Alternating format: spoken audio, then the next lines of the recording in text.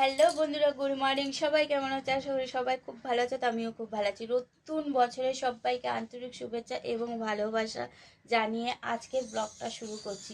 বড়দের জানাই প্রণাম, ছোটদের জানাই অনেক অনেক ভালোবাসা। নতুন বছরে সবাই ভালো থাকো, সুস্থ থাকো। যে যেখান থেকে আমার এই ব্লগগুলো দেখছো তাদেরকে সবাইকে আন্তরিক শুভেচ্ছা জানিয়ে আমার ব্লগটা শুরু করছি। তো চলো, আজকের আমি কি রান্না করব তোমাদের সাথে একটু শেয়ার করব। চলো বন্ধুরা। বন্ধুরা দেখো, আমি রান্নাঘরে চলে এসেছি। আমি ফ্রায়েড রাইস রান্না করব আর চিলি চিকেন করব। তো ফ্রায়েড রাইসের জন্য দেখো আনাজগুলো কেটে নিয়েছি। বিনস, গাজর আর ক্যাপসিকাম। আর এখানে দেখো ডুমো ডুমো করে ক্যাপসিকাম কেটে রেখেছি। আর ডুমো ডুমো করে পেঁয়াজ কেটেছি, একটু রসুন নিয়ে নিয়েছি। আর এখানে দেখো কিশমিশটা একটু জলে ভিজিয়ে রাখবো। আর এই দেখো চিকেন। তো চলো বন্ধুরা, আমি এগুলো সব কিছু করে নিয়ে তারপরে তোমাদের সামনে আসছি। আমি চিলি চিকেন করব। তো এই ডিমটা দিয়ে দিচ্ছি চিকেনের মধ্যে। চিকেনটা ধুয়ে আমি পরিষ্কার করে রেখেছিলাম। তারপরে দিয়ে দেবো আদা রসুনের পেস্ট। দেখতেই পাচ্ছ, পুরোটা দিয়ে দেবো আদা রসুনের পেস্ট। দিয়ে দিলাম বন্ধুরা পুরোটা। এরপরে এর মধ্যে দেবো একটু লঙ্কার গুঁড়ো। এর মধ্যে অল্প একটু নুন দেবো। এর মধ্যে অল্প একটু হলুদ গুঁড়ো দেবো। আচ্ছা, এর মধ্যে আমি দেব, এটা হচ্ছে অ্যারারুট,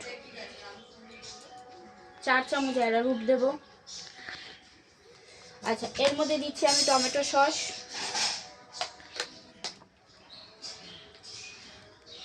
আচ্ছা, তারপরে দিচ্ছি বন্ধুরা দেখো সয়া সস, তারপরে দিচ্ছি চিলি সস। তারপরে দিচ্ছি 1 চামচ সয়া সস। বেশি দেবে না বন্ধুরা, যেহেতু আমি নুন দিয়েছি। এটা বেশি দিলে একটু নুনটা নুনটা হয়ে যাবে, যেহেতু সয়া সসে নুন থাকে। তো আমি 1 চামচ পুরো দিলাম। দিয়ে এটাকে ভালো করে মাখিয়ে নেবো বন্ধুরা। মাখিয়ে 8 ঘন্টা রেখে দেবো, যাতে মশলাগুলো এর মধ্যে ঢুকে যায়। তো চলো বন্ধুরা, এটা মাখিয়ে রেখে দিয়ে তারপরে তোমাদের সামনে আসছি। দেখতে পাচ্ছ বন্ধুরা, দেখো আমার চিলি চিকেনের মাংসটা ম্যারিনেট করা হয়ে গেছে। তো আমি 8 ঘন্টা রেখে দেবো। তো চলো এবার আমি ভাত বসাবো। ভাতটা কীভাবে বসাচ্ছি তোমাদের সাথে একটু শেয়ার করবো। তো বন্ধুরা দেখো, আমি জল বসিয়ে দিয়েছি। জলের মধ্যে দিয়ে দিলাম লবঙ্গ, দারচিনি, এলাচ। এবারে আমি জলে 2 চামচ নুন দিয়ে দেবো। তো দেখো বন্ধুরা, 2 চামচ নুন দিয়ে দিচ্ছি। এবার জলটা দেখো গরম হবে, তো ভালো করে জলটার মধ্যে নাড়িয়ে নেবো। তো নাড়িয়ে নিচ্ছি বন্ধুরা দেখো। তো চলো এবারে, দেখো আমার জল গরম হয়ে গেছে। এবারে আমি এখানে চালটা তুলে দেবো। তো চলো বন্ধুরা, আমি চালটা তুলে দিয়ে তারপর তোমাদের সামনে আসছি। তো বন্ধুরা দেখো, আমি কড়া বসিয়ে দিয়েছি। কড়ার মধ্যে তেল দিয়ে দিয়েছি। তেলটা গরম হয়ে গেছে, কিন্তু ঘিটা আমি কিছুতেই দিতে পারছি না। লড়াই করেই যাচ্ছি। তো একটা চামচের পেছন থেকে ঘিটা দিচ্ছি বন্ধুরা দেখো। তাও কম পড়ে গেছে। আবার তাকে চেষ্টা করছি নাড়ি নাড়ি দেওয়ার জন্য, কিন্তু কিছুতেই দিতে পারছি না। তো যেটুকুনি দিয়েছি ওইটুকুনি গরম হয়ে গেছে বন্ধুরা। তো চলো ওইটুকুনির মধ্যে আমি লবঙ্গ আর দারচিনি দিয়ে দেবো। তো লবঙ্গ আর দারচিনিটা বন্ধুরা দেখো আমি দিয়ে দিচ্ছি। কিন্তু আমি তো লড়াই করে গেলাম, কিছুতে হলো না। তা ছাড়ো, চলো আমি লবঙ্গ আর দারচিনিটা দিয়ে দিচ্ছি। দেওয়ার পর ওটা গরম হয়ে গেছে। এর মধ্যে যে আনাজটা কেটে রেখেছিলাম সেই আনাজটা আমি দিয়ে দেবো। দিয়ে আনাজটা ভালো করে ভেজে নেব। ভেজে নেবার পর একটু নরম নরম হয়ে গেলে আমি তুলে রাখবো। তো চলো আমি আনাজটা ভেজে নিয়ে তারপরে আসছি। তো চলো দেখো আনাজটা ভাজছি। তো দেখো বন্ধুরা, আমার আনাজটা ভাজা হয়ে গেছে। এবার আমি তুলে নিয়েছি। আবার আমি কড়া বসিয়ে দিয়েছি। তার মধ্যে তেল আর ঘি গরম হয়ে গেছে। তো কাজু বাদাম আর কিশমিশটা দিয়ে দিলাম বন্ধুরা। তো কাজু বাদাম কিশমিশটা দেওয়ার পর যে ভাজা ভাজা হয়ে গেছে যে সবজিটা ছিল বন্ধুরা, সেই সবজিটা আমি আমার এর মধ্যে দিয়ে দিচ্ছি। তো দেখো বন্ধুরা, আমি সবজিটা দিয়ে দিলাম। তো এবার সবজিটা ভালো করে ভেজে নেবো কাজু বাদাম কিশমিশের সাথে। তো ভেজে নেবার পর অল্প ভাজবো, যেহেতু আগে আমি ভেজে রেখেছিলাম। তো এবার ভাজা ভাজা যেহেতু হয়ে গেছে, এর মধ্যে আমি এবারে একটু নুন দেবো। যেহেতু আমি ভাতে নুন দিয়েছিলাম, তো আমি অল্প করে নুন দিলাম বন্ধুরা। তো নুন দিয়ে একটুখানি চাপা দিয়ে দেবো। তা দেখো চাপা দিয়ে দিলে ভাজাটাও ভালো হবে আর নরমও হয়ে যাবে। তো যে একটুখানি চিনি দিয়ে দিলাম বন্ধুরা, যে চিনিটা আমি বাটিতে রেখেছিলাম। 4 চামচ চিনি রেখেছিলাম বন্ধুরা, সেই চিনিটা দিয়ে ভালো করে নেড়ে নেবো। তো দেখো বন্ধুরা, আমার নাড়া হয়ে গেছে। এবার যে ভাতটা আমি করে রেখেছিলাম সেই ভাতটা আমি এর মধ্যে দিয়ে দেবো। তো দেখো আমার ভাজা ভাজাও হয়ে গেছে, চিনিটাও মিশে গেছে। তো চলো এবারে আমি যে ভাতটা করে রেখেছি সেই ভাতটা এর মধ্যে দিয়ে দিচ্ছি। তো তো দেখতেই পাচ্ছ বন্ধুরা আমি হাতায় করে গরম ভাত আমি তুলে দিচ্ছি। তো তোমরা সবাই বলবে কেমন হয়েছে। তো চলো আমি তুলে দিলাম। তো দেখো আমার অলরেডি ফ্রায়েড রাইস রেডি হয়ে গেছে।